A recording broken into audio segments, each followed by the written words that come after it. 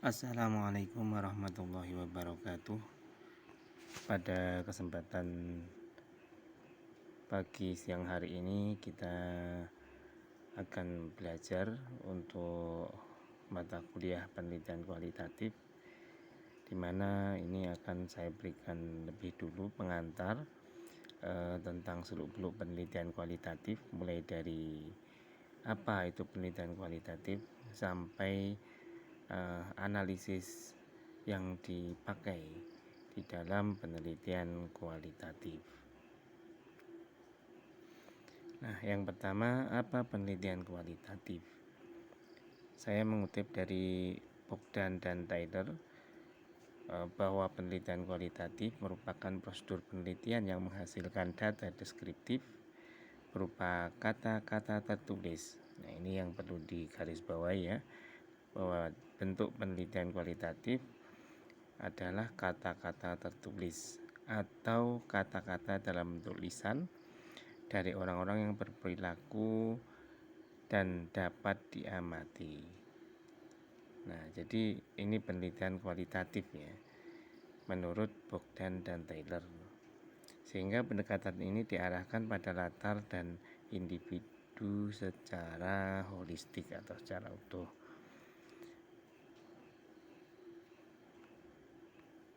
Kemudian karakteristik penelitian kualitatif. Nah, di dalam penelitian kualitatif itu memiliki karakteristik-karakteristik yang tentu berbeda dengan penelitian yang lain. Nah, apa karakteristiknya? Yang pertama adalah latar alamiahnya. Jadi background ya, of study bahasanya. Jadi latar belakangnya apa? Kemudian naturalnya di dalam suatu kejadian-kejadian ya. Jadi tidak ada rekayasa di dalam satu objek yang diteliti. Kemudian yang kedua, manusia sebagai alat atau instrumen kunci ya. Ini aktornya adalah manusia itu sendiri, karena juga berkaitan dengan hubungan dengan manusia yang lain. Kemudian yang ketiga, metode kualitatif ya, jadi metodenya menggunakan metode-metode atau cara-cara yang mana dapat dilakukan untuk dapat menggali data pada objek penelitiannya, yaitu manusia yang lain. Berbeda dengan metode kuantitatif misalnya yang tidak langsung berhubungan dengan manusia yang lain, sehingga metode yang dipakai cenderung menggunakan instrumen atau alat yang lain selain manusia. Kemudian yang keempat, analisis data secara induktif. Nah, induktif itu artinya bahwa kita mengambil sesuatu yang umum dulu ya, sesuatu yang bukan yang umum, mohon maaf, sesuatu yang spesifik dulu, rinci. Kemudian ketika data itu secara rinci terkumpul, akan ditarik sebuah kesimpulan umumnya. Kemudian teori dari dasar atau grounded theory. Jadi teori yang digunakan lebih kepada teori yang mendalam ya. Nah, ini grounded theory ini. Kemudian bersifat deskriptif. Ini jadi mendeskripsikan. Kemudian nomor 7, lebih mementingkan proses daripada hasilnya. Jadi proses-proses penelitian itu lebih penting karena tidak berorientasi pada hasil, atau biasanya kalau di dalam penelitian ada hipotesis sementara ya. Kemudian yang nomor 8, adanya batas yang ditentukan oleh fokus. Jadi meskipun penelitian itu mungkin kepada lingkungan yang luas ya, masyarakat sekelompok warga tertentu di suatu wilayah, misalnya provinsi ya atau kabupaten, tetapi tetap ada batasan-batasan yang ditentukan. Kemudian yang nomor 9 adanya kriteria khusus untuk keabsahan data. Jadi penelusuran data, pengolahan data, kemudian validasi data, itu kriterianya diberikan secara khusus. Dan terakhir nomor 10, desain yang bersifat sementara. Desain itu dalam arti bahwa proposal misalnya ya, itu sebagai bagian dari desain penelitiannya itu bersifat sementara, karena yang asli atau yang sebenarnya itu adalah yang kita dapatkan di lapangan. Nah, kemudian fungsi dan pemanfaatan penelitian kualitatif. Jadi penelitian kualitatif ini dapat dimanfaatkan untuk beberapa keperluan ya. Yang pertama, penelitian awal ya, atau studi pendahuluan biasanya. Nah, sebelum teman-teman meneliti biasanya melakukan apakah bentuknya survei, observasi awal ya, atau mungkin studi pendahuluan. Studi pendahuluan itu dalam arti ya nanya-nanya ke objek penelitiannya terlebih dahulu, itu sebelum merancang proposal biasanya, atau dalam rangka menunjang rancangan proposal. Kemudian yang kedua, upaya pemahaman penelitian perilaku dan penelitian motivasional. Jadi manfaatnya untuk pemahaman penelitian perilaku. Penelitian perilaku itu ya penelitian yang melibatkan perilaku para objek penelitian atau informannya. Kemudian untuk keperluan penelitian konsultatif, ya ini penelitian konsultatif ini ya penelitian yang melibatkan orang sebagai objek problem solvingnya. Kemudian yang lain dimanfaatkan untuk memahami isu-isu rumit suatu proses, memahami isu-isu rinci tentang situasi dan kenyataan yang dihadapi seorang, memahami isu-isu yang sensitif ya, seperti isu-isu SARA. Kemudian untuk keperluan evaluasi, meneliti latar belakang fenomena yang tidak dapat diteliti ya. Kemudian meneliti tentang hal-hal yang berkaitan dengan latar belakang subjek penelitian. Kemudian digunakan untuk memahami setiap fenomena yang sampai sekarang belum banyak diketahui. Kemudian digunakan untuk menemukan perspektif baru. Kemudian digunakan untuk peneliti yang berminat untuk menelaah suatu latar belakang, misalnya motivasi, peranan, sikap, persepsi ini. Kemudian digunakan untuk meneliti hal-hal yang belum banyak diketahui di dalam ilmu pengetahuan, artinya ini hal-hal baru. Kemudian yang terakhir dimanfaatkan oleh peneliti yang ingin meneliti sesuatu dari segi prosesnya. Jadi ada banyak ya manfaat dari penelitian kualitatif. Kemudian metode penelitian kualitatif. Apa itu metode penelitian kualitatif? Yaitu metode yang dimanfaatkan ya, seperti wawancara. Ini wawancara, ini merupakan bagian dari metode.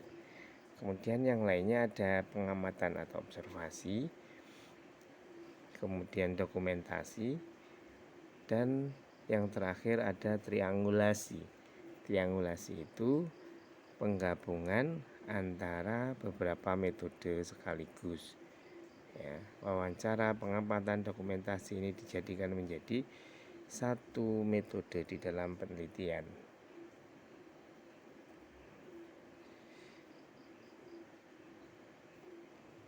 Kemudian landasan teoritis penelitian kualitatif. Nah, di dalam penelitian kualitatif itu ada beberapa teori, atau kalau di dalam prakteknya disebut sebagai pendekatan. Nah, ada beberapa pendekatan. Pertama adalah fenomenologi. Ini fenomenologi. Jadi pendekatan fenomenologi, melihat fenomena, ya, pengalaman subjektif. Ya, jadi ini merupakan studi tentang kesadaran dari perspektif pokok seseorang. Misalnya ada satu peristiwa. Nah, kita melihat peristiwa itu berdasarkan pengalaman orang yang melihat atau bahkan mengalami peristiwa itu. Ini fenomenologi. Misalnya ada kejadian bencana alam seperti tanah longsor. Nah, yang kita ingin tahu bahwa bagaimana seseorang yang mungkin berada di dekat tanah longsor atau mengalami bencana itu melihat fenomena itu. Kemudian yang kedua, interaksi simbolik. Nah, ini hampir sama dengan perspektif fenomenologi. Nah, pendekatan ini berasumsi bahwa pengalaman manusia ditengahi oleh penafsiran. Ini interaksi simbolik. Ini maksudnya ya beberapa pengalaman-pengalaman tadi ini dihubungkan antara satu dengan yang lain, ya, yang kemudian kita menarik sebuah penafsiran dari persepsi masing-masing yang saling berhubungan itu maksudnya ya. Kemudian ada lagi pendekatan kebudayaan. Nah, kalau kebudayaan ini tentu tentang berkaitan langsung pada perilaku-perilaku atau penciptaan satu perilaku manusia atau sekelompok manusia yang disebut sebagai budaya. Nah, ini fokus kepada kajian-kajian itu. Kemudian ada pendekatan etnometodologi. Nah ini lebih mendalam lagi. Jadi kalau kita bicara etno ini berarti kan budaya itu sendiri, tetapi kemudian ada semacam metodologi khusus atau langkah-langkah khusus yang digunakan oleh peneliti di dalam mengamati, mengkaji, menganalisis dan menelaah tentang budaya itu. Nah, di samping etnometodologi ada etnografi. Nah, kalau etnografi ini tidak hanya melihat satu budaya, tetapi keseluruhan budaya yang ada. Nah, bedanya di situ. Kemudian di sisi yang lain ada penelitian lapangan atau field research namanya. Biasanya kita menyebut field research. Ya ini penelitian sebenarnya secara umum yang intinya dilakukan di lapangan. Ini. Nah, biasanya memang penelitian kualitatif itu lebih banyak dilakukan di lapangan dan kita bisa menyebutnya sebagai field research. Kemudian yang terakhir ada grounded theory. Nah, grounded theory ini artinya sebenarnya bukan lebih pada kita mengkaji teori-teori, tapi kita melihat fenomena, tetapi fenomena itu kita kaitkan dengan teori tertentu, di mana yang pada akhirnya ya berdasarkan dari penelitian yang kita amati, kita eksplorasi, kita analisis berdasarkan teori tersebut akan kemudian mempengaruhi pengembangan teori baru. Ini adalah grounded theory. Kemudian paradigma penelitian kualitatif.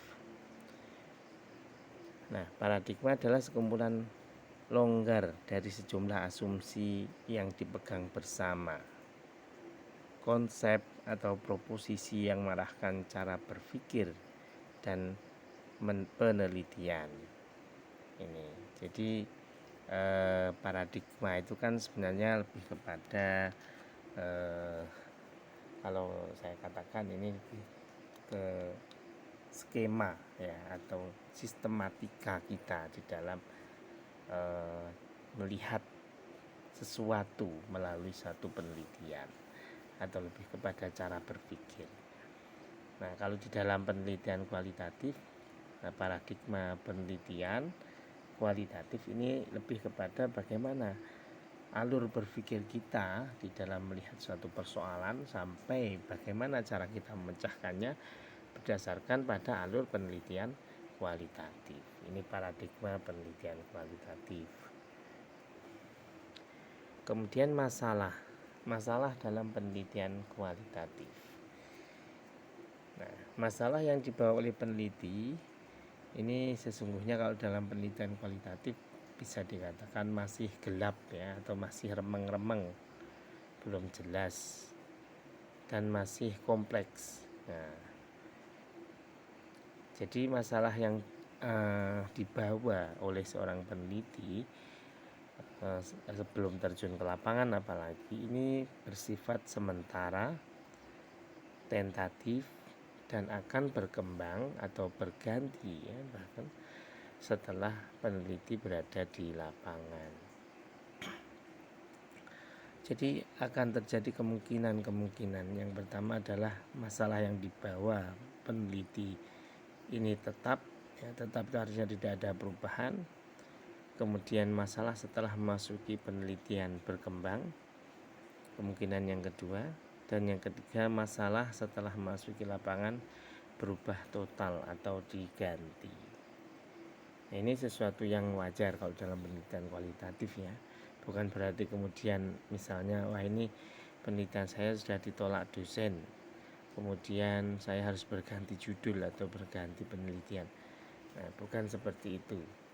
Tapi lebih kepada bagaimana ketika konteks di lapangan itu berbeda dengan identifikasi awal kita terhadap permasalahan, maka itulah yang menjadi dasar di dalam perubahan satu kajian penelitian kualitatif. Selanjutnya, desain dan model penelitian kualitatif. Nah, desainnya ya peneliti itu sendiri ya intinya. Nah, kemudian masalah dan tujuan penelitian ini amat beragam dan kasuistik ya berdasarkan pada kasus-kasus yang spesifik ya, sehingga sulit membuat kesamaan desain penelitian yang bersifat umum. Ini berkaitan dengan desain. Kemudian ragam ilmu yang bermacam-macam ini karena disiplin keilmuan kualitatif itu bermacam-macam, sehingga memiliki tujuan dan kepentingan yang berbeda-beda pula terhadap metode penelitian. Nah, misalnya membandingkan saja, ilmu kalau di dalam lingkungan ilmu bisnis ya, ilmu ekonomi dan bisnis, ada ilmu ekonomi, ada ilmu tentang perbankan.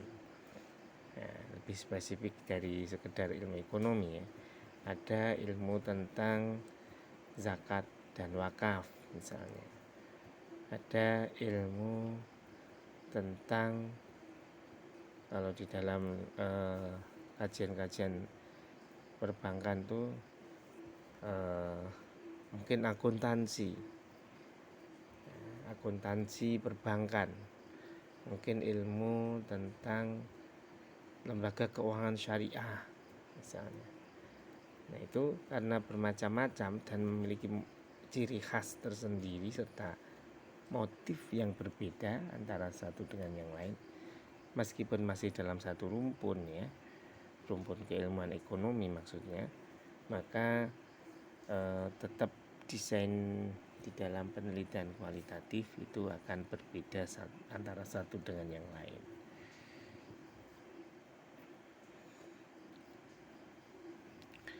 Kemudian batasan masalah. Nah, masalah dalam penelitian kualitatif bertumpu pada sesuatu yang menjadi fokus penelitian.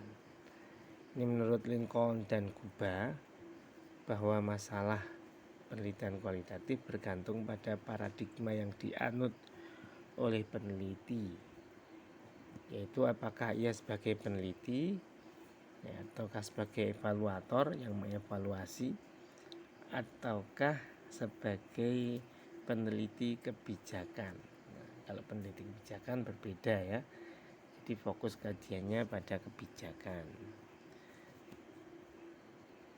Nah, Dengan demikian, ini berdasarkan argumentasi Lincoln dan Kuba ini terdapat 3 macam masalah.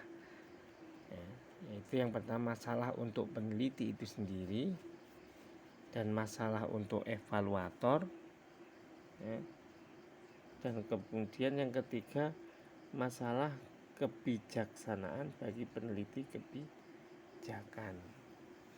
Ini ada 3 masalah, itu masalah pokok.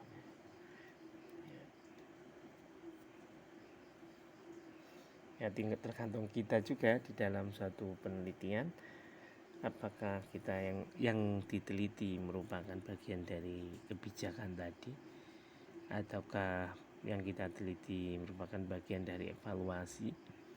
Ya, beda ya, evaluasi dan kebijakan itu beda.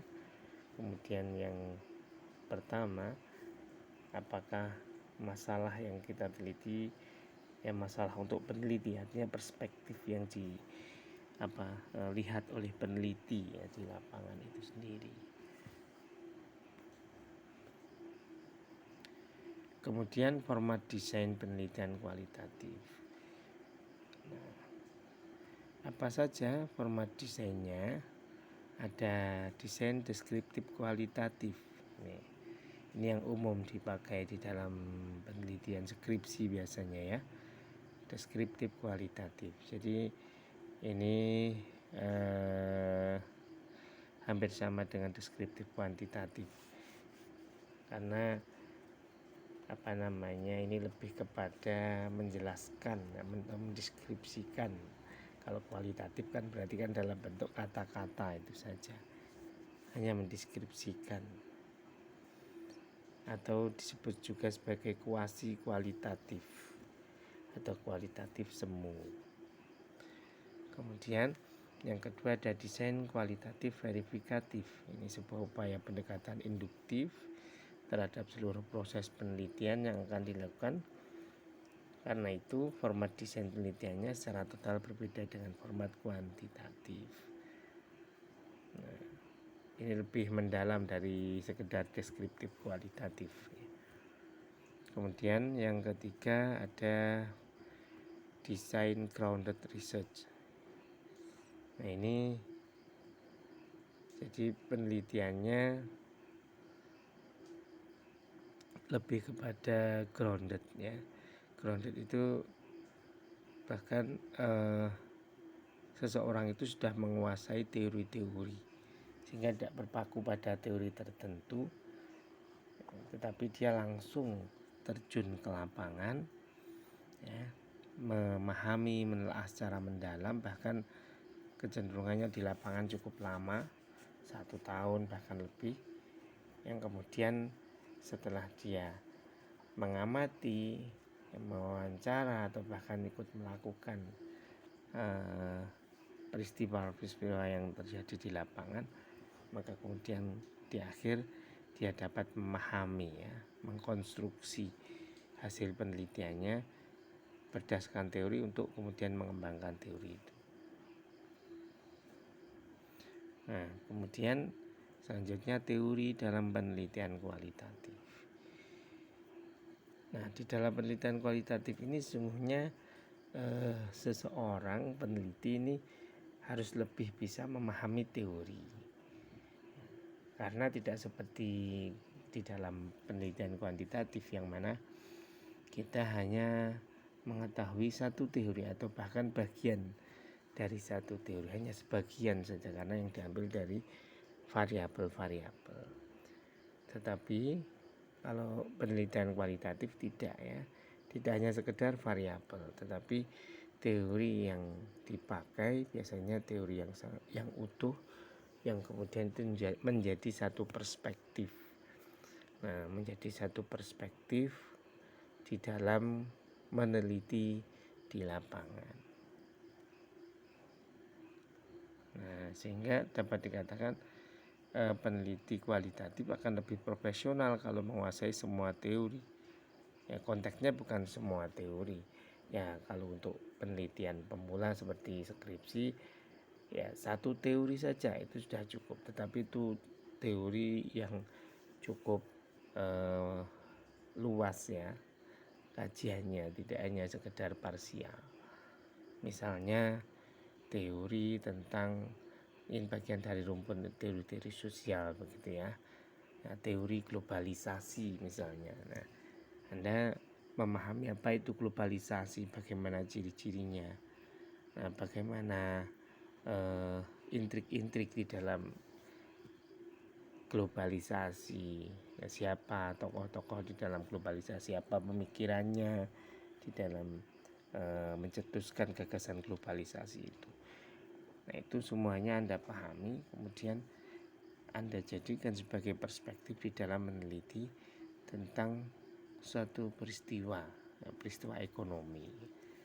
Nah, mungkin pada sekelompok masyarakat tertentu atau suatu wilayah tertentu, yang itu perspektif Anda adalah perspektif globalisasi itu, ya, untuk mendalami berbagai persoalan dan solusi atas persoalan-persoalan itu. Kemudian teknik penelitian. Nah, teknik penelitian ini ada beberapa unsur ya.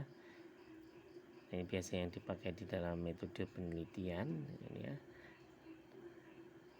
Ada sumber dan jenis data, kemudian instrumen penelitian yaitu manusia itu sendiri, kemudian ada beberapa teknik penggalian data seperti pengamatan, wawancara, catatan lapangan, penggunaan dokumen. Jadi teknik penelitian ini sebenarnya bagian-bagian di dalam peneliti melakukan kegiatan penelitian. Nah, di sisi yang lain ada populasi dan sampel. Nah, populasi dan sampel. Nah, kalau di dalam penelitian kualitatif, populasi ini disebut social situation, ya. Social situation atau situasi sosial. Nah, itu yang terdiri dari 4 hal, yaitu pelaku, tempat, kemudian aktivitas, ya. Ada 3 berarti ya, ada tempat, pelaku, dan aktivitas yang saling berinteraksi.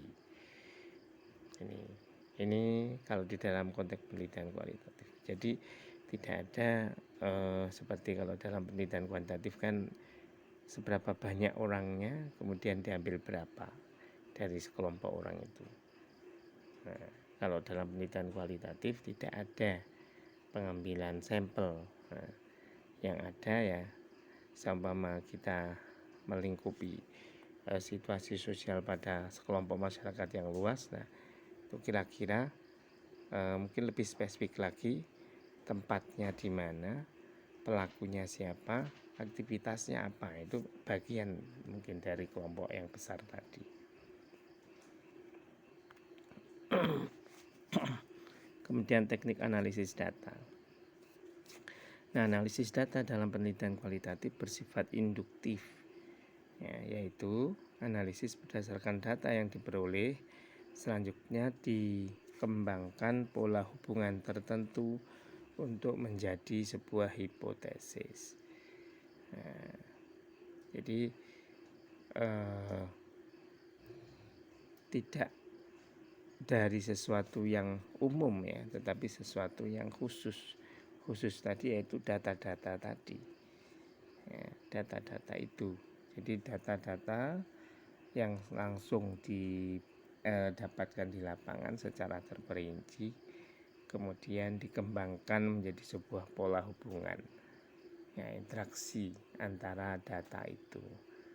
Nah, biasanya beberapa teknik yang dipakai seperti data reduction, ya, atau interaksionisme interaksionisme data. Jadi antara proses awal yang dipakai oleh peneliti biasanya mengumpulkan data, kemudian mentabulasi data, Nah, kemudian melakukan triangulasi data sampai pada akhirnya data itu dapat berhubungan antara satu dengan yang lain dan bisa dibaca secara menyeluruh ya.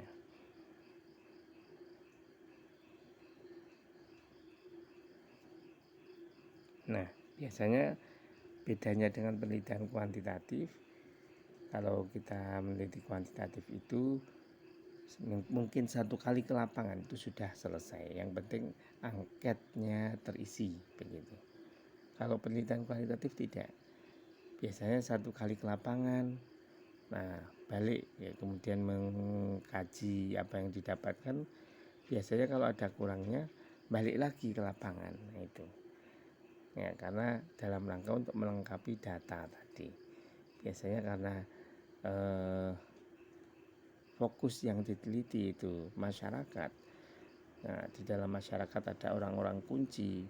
Kita belum menemukan orang-orang kunci yang kita inginkan sebagai narasumber inti dari data yang kita ingin peroleh.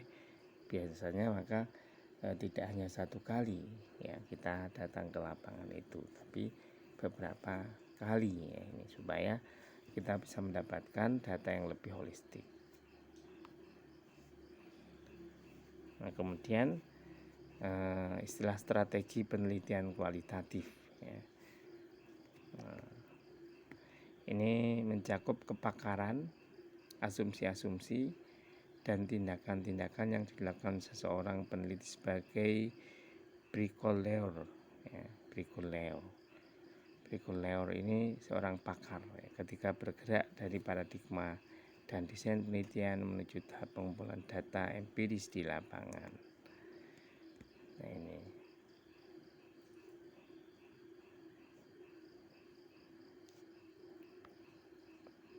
instrumen dan teknik pengumpulan data. Nah, selanjutnya pada penelitian kualitatif yang menjadi instrumen adalah peneliti itu sendiri. Oleh karena itu peneliti harus divalidasi seberapa jauh peneliti kualitatif siap melakukan penelitian.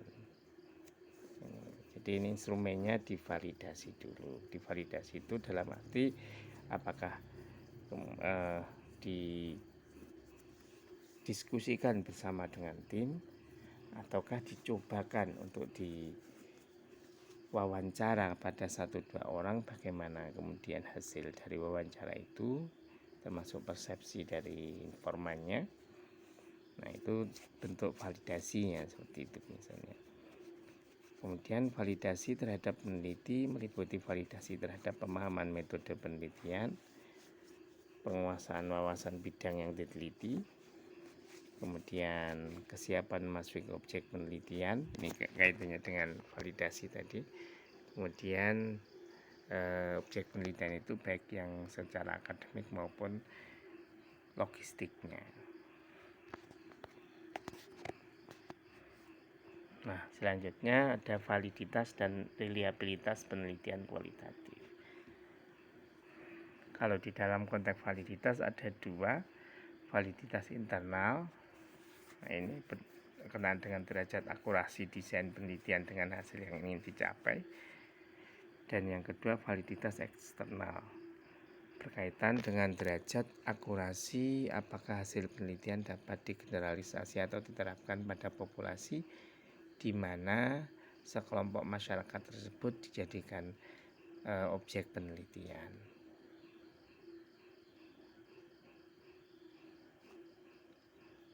Nah, validitas eksternal ini menjadi tolok ukur yang lebih utama ya sebenarnya. Kalau internal ini berkaitan dengan desainnya atau rencana penelitiannya. Kalau validitas eksternal ini lebih kepada hasilnya ya. Apakah hasil itu bisa diukur, diterapkan misalnya di lapangan, itu salah satu tolak ukurnya. Nah, ketika bisa diterapkan, maka bisa dikatakan bahwa hasil penelitian itu memiliki validitas yang tinggi.